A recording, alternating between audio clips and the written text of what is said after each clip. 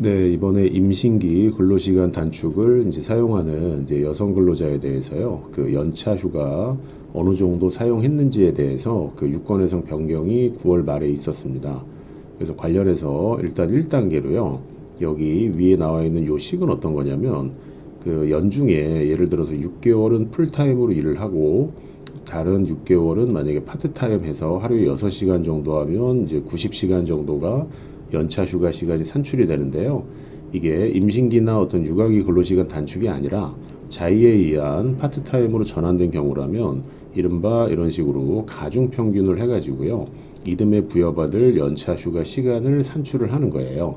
자, 그런데 그 24년 이제 10월 22일부로 그 연차 휴가 출근 간주로 이제 그 개정이 있어가지고요.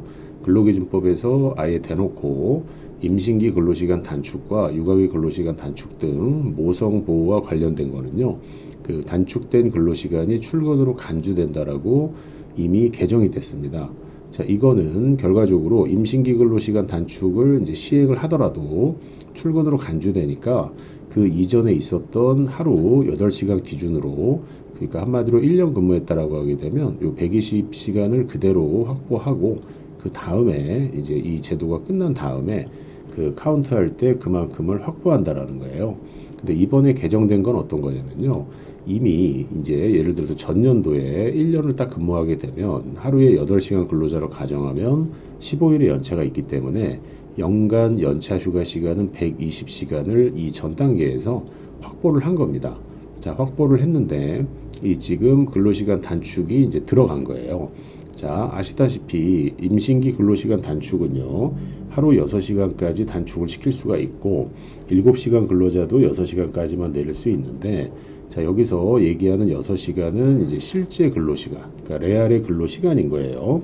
그래서 이번에 이제 고용노동부가 확실하게 이제 개정 유권 해석을 내놓은 거는, 이거는 소정 근로시간의 단축이 아니라는 거예요.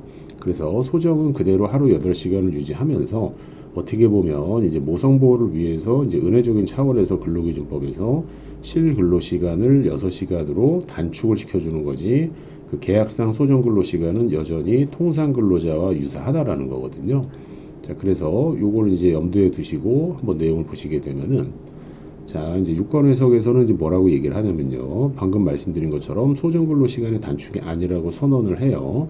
그리고 1년 근무한 근로자를 가정하면 연간 120시간은 알고 있는 사실인데, 만약에 실근로시간을 이 120시간에서 차감을 한다라고 하게 되면요. 그러니까 실근로시간을 차감한다라는 거는 오늘 출근을 해야 되는데 안 하셨어요. 그럼 하루에 6시간을 연차 휴가를 쓴 걸로 간주를 하게 되면은 이 120시간을 6으로 나누시게 되면 20일이라고 하는 일수가 사용하는 걸로 카운트가 되는데, 통상 근로자는 15일밖에 못 쓰는데 20일을 더 쓴다라는 것은 이른바 형평에 어긋나는 거예요.